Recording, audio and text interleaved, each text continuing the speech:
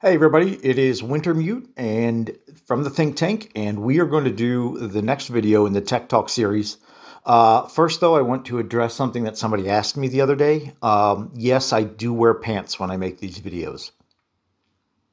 So, so first, let's start with talking about Germany, the number of factories that they start the game with. So you can see they start with three major factories right off the bat. This one's a medium factory down in Bavaria. Then they also have the one additional tech roll per turn. So they start off with 4 dice. So they're sitting pretty well within the tech game right off the bat. So really the question is, do you want to spend 6 IPP to upgrade the factory in Bavaria basically right away? Or do you want to wait a little bit till later in the game? Or do you want to do it at all? For some people, they might think, well, 2 extra infantry early on in the game, when going into France or Poland, is more valuable to me than some of that additional tech roll. Other people are going to go, well, yeah, it's only 6 IPP to upgrade that factory. Let's start getting 5 tech rolls a turn and really, play the tech game. Totally up to you. Now, one interesting thing about Germany, though, is if you upgrade that medium factory in Bavaria, then that's it. They're maxed out on their tech potential, on the number of dice they can get a turn, because that's it. That's all their home country right there. Those 4 territories. East Prussia is not considered home country. So that's it. The most you'll ever get as Germany is 5 tech dice, which of course is pretty good in and of itself.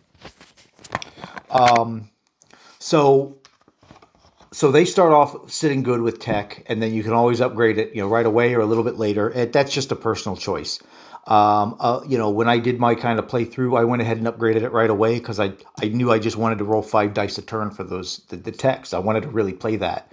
So it's just kind of up to you whether you think that's worth it or not. I think it probably is, but that's just, that's me saying that without enough play tests to go through and really test it out. So now let's look at the actual tech options themselves. Now, when you think of Germany and tech, you can kind of, with one exception, kind of immediately move the tech into 2 different categories: naval and land. And a lot of some of these techs are going to be very dependent on whether or not you're really going to play the naval game or not. If you're not, then a lot of these techs basically just you just move them off to the side and you don't even worry about them. Again, probably with one exception being advanced subs, but we'll talk about that when we get to it. So, but with that in mind, though, we're going to look at these first 3, and these first 3 basically are all worth it for Germany. No matter how you play it, you're going to be doing ground combat, and probably a lot of it. Advanced artillery is just good. Advanced mechanized infantry is good. And then Germany has the added benefit of being able to build the Panzer Grenadiers 2 per turn, which are absolutely worth it in every way. Heavy armor, yeah, that's worth it for Germany. Now, I do know that General Hand Grenade made mention of them having the option of building the Tiger IEs, and it just wasn't put on and I'm guessing it just wasn't put on their reference sheet. And I know the company has had some of this stuff where there are some rules that they intended to carry over to this edition that just never got put onto the reference sheets. So, but per General Hand Grenade, he mentioned that they will be able to build Tiger IEs, and that the difference between them and regular heavy armor is that they have target selection at 1 to 3 versus vehicle class units. So yet another reason to go ahead and take heavy armor as Germany. So all 3 of those are just good choices, no matter how you cut it. Then we have jet fighters. This is another good choice.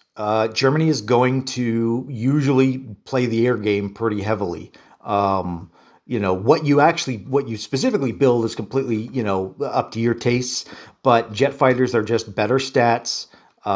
They can still blitz, and they've got better interception. So, they're probably worth it for Germany as well. Heavy strategic bombers.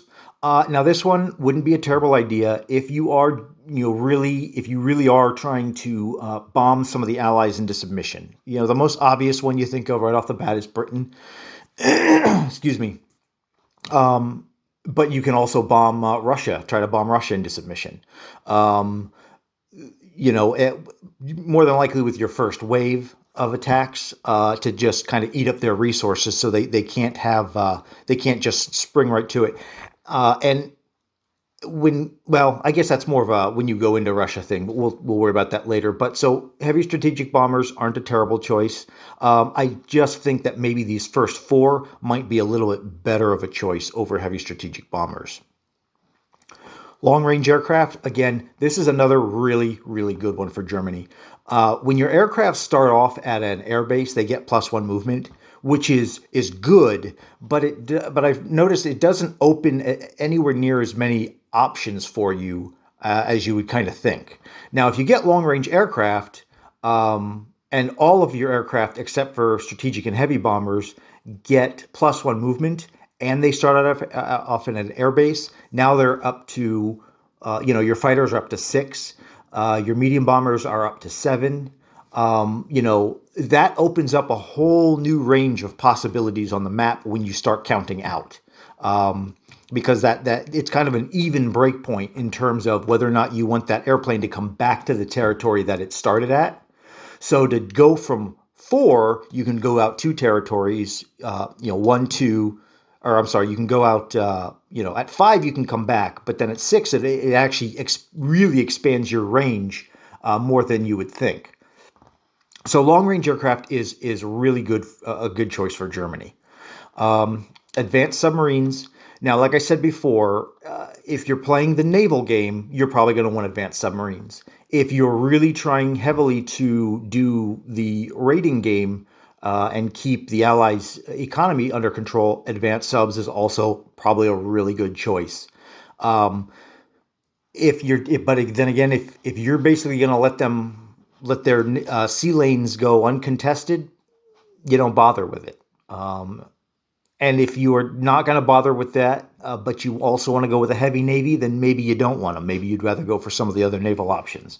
But I think most German players like to go at least somewhat after those convoys, because it's really, you don't want to give Britain free reign over its economy. You want to kind of hem it in as much as you can. So advanced subs is probably going to be a high choice, a high tier choice for most games where you play Germany. Now, advanced anti-submarine warfare, you can basically just ignore that. It doesn't even exist. You have one route in the sea above Germany itself, running up to Sweden. Beyond that, nobody can hit why. It's just there's no point in Germany taking that. Strategic rockets. Now, obviously, historically, Germany had strategic rockets and they used them. Whether this is worth it or not, it's going to be just kind of up to you. And I think these are good at grinding away the enemy's economy, where they really can't fire back at it. And if you remember my Commonwealth video, you saw me count out from Britain to Germany and what they can hit, and Germany can do that and even more, because Germany is going to have northern France most likely.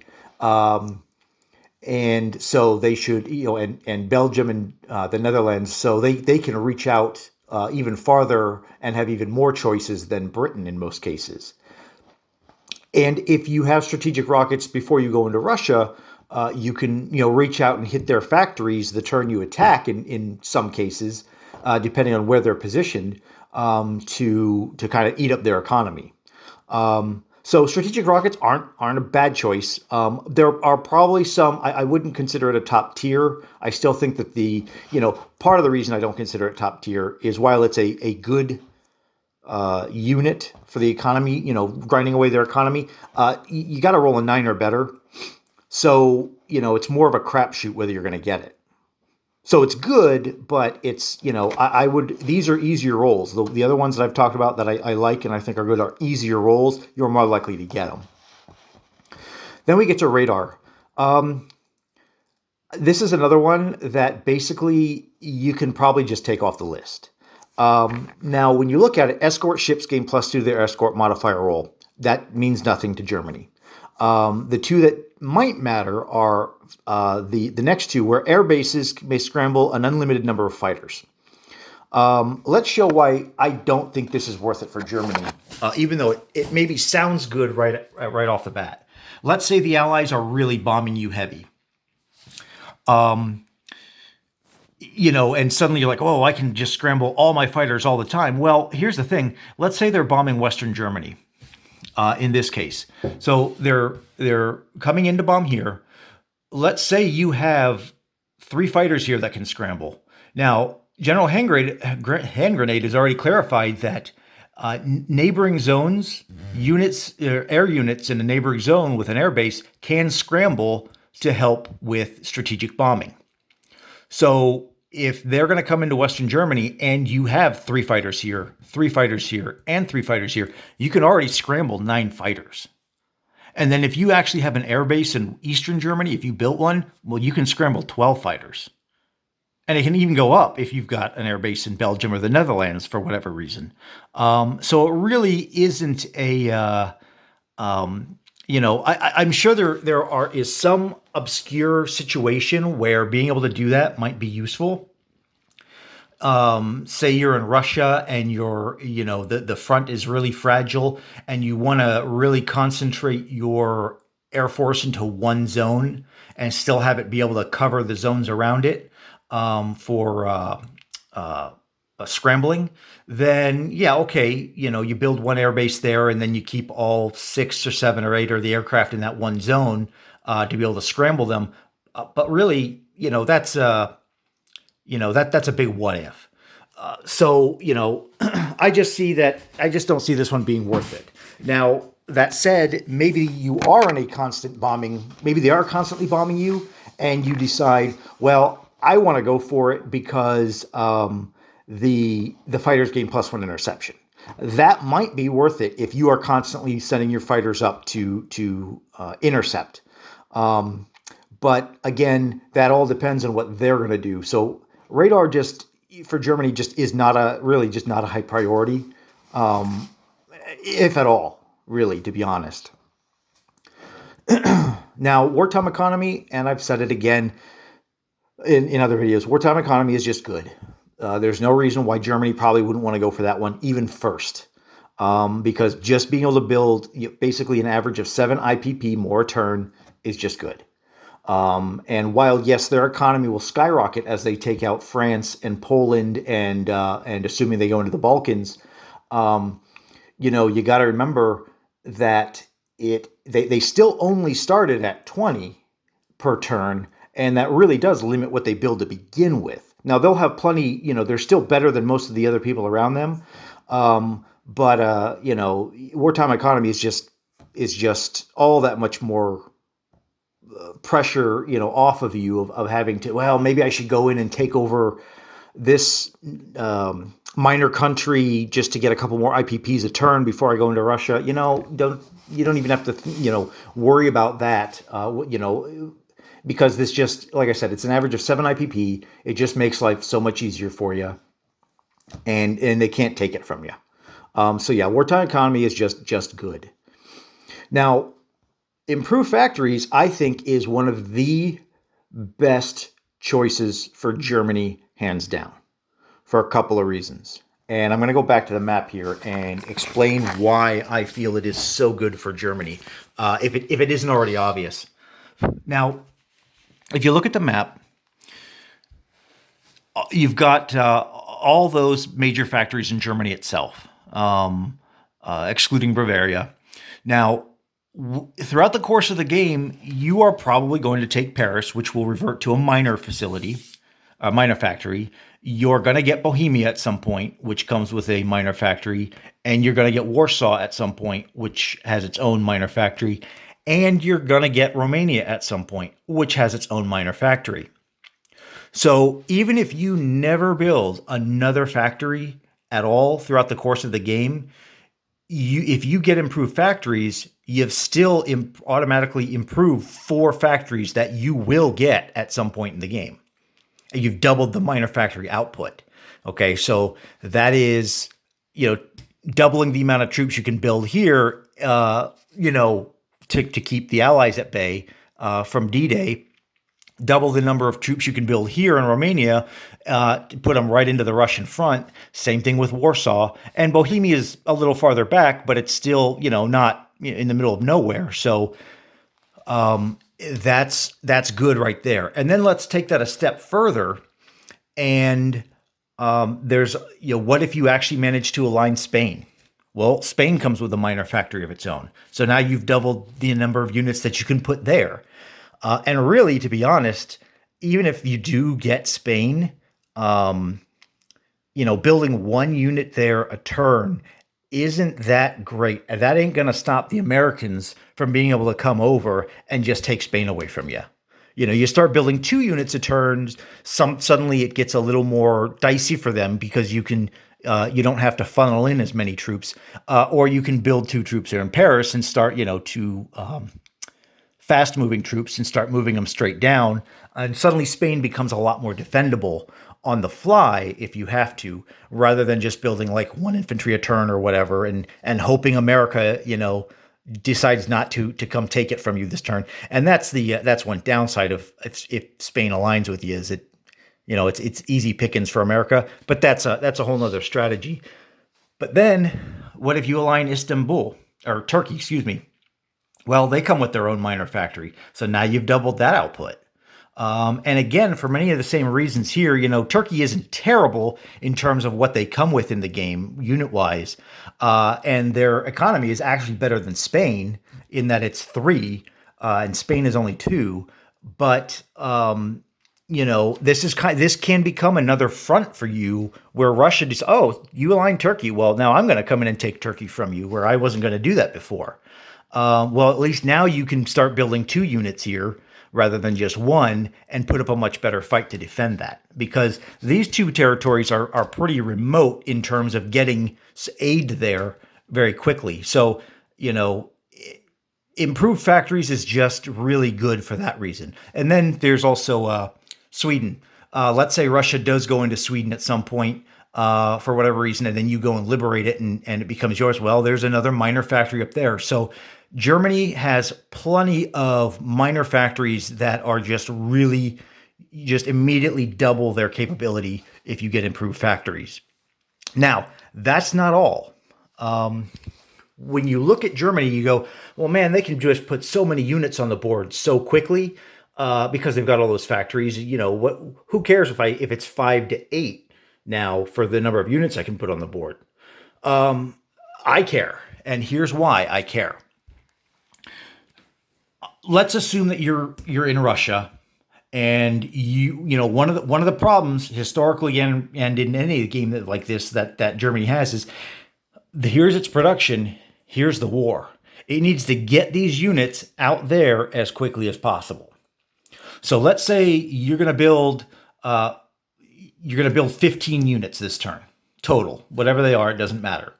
Now the way things are, you could do 5 here, 5 here, 5 here. That's your 15. Not really taking these into account. We'll assume that maybe you've used them to their maximum potential.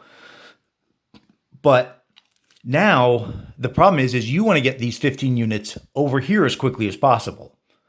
Or maybe in the reverse, you want to get those units over here as quickly as possible. So now let's take those 15 units, and this is 8, and this is 8. So there's 16 that you can put right here. So we're going to go ahead and take 5 out of here, and we're going to put 8 here.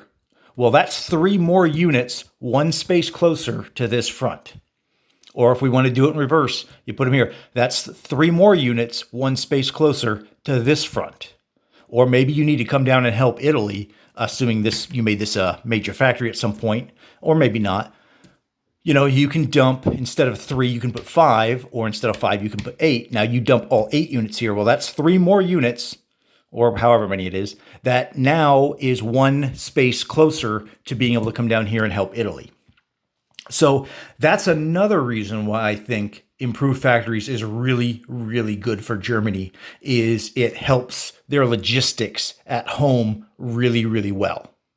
Even just that one extra space can make a huge difference in terms of the long term troop supply chains of going into Russia. So that's just one thing to consider. And again, that's all that is not even taking into account if you actually go ahead and build factories of your own in some of your captured territories. So again, I think improved factories are really, really good, a really good choice for Germany, and definitely a top tier choice without a doubt.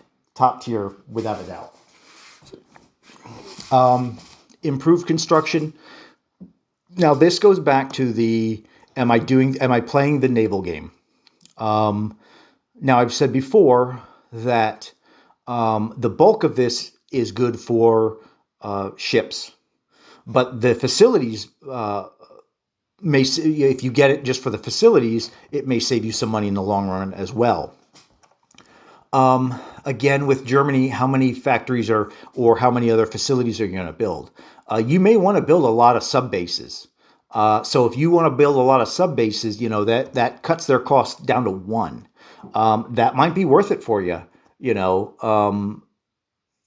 Assuming that you've already, I wouldn't call this a top tier choice, but that assuming you've got some of this other stuff already taken care of and you're looking for second or third tier options to get for tech, maybe improved construction is worth it. Or you have a strategy that relies on building factories like all over the place, or building sub bases all over the place, or upgrading some ports and upgrading some of that stuff. And well, in the long run, it may actually save you quite a bit of money. Now, the other half of that, where it deals with the ships, it's if you're really going to play the naval game and try to challenge Britain for naval supremacy, well then yes, you probably want to go for this. If for no other reason, then you can speed up the production of your ships, even if you don't take advantage of making them cheaper. Because let's face it, the German Navy at the start of the game is just absolutely nothing compared to what Britain can muster. So you really got to commit a lot of resources to make that happen. And with the bigger ships, it takes time. But later on in the game, Germany has more money, and it's more valuable to cut off that time. Well, then suddenly improved construction can become really worth it for you. And then these last three basically kind of fall into that same category as improved construction. Are you playing the naval game? Heavy battleships are absolutely, they're solid. Heavy carrier, solid. Heavy carriers are actually solid if you're trying to project your air power out over sea zones or farther into the sea than what you can already do just from your landed air bases and stuff like that. So heavy carriers are a decent choice. Attack transports are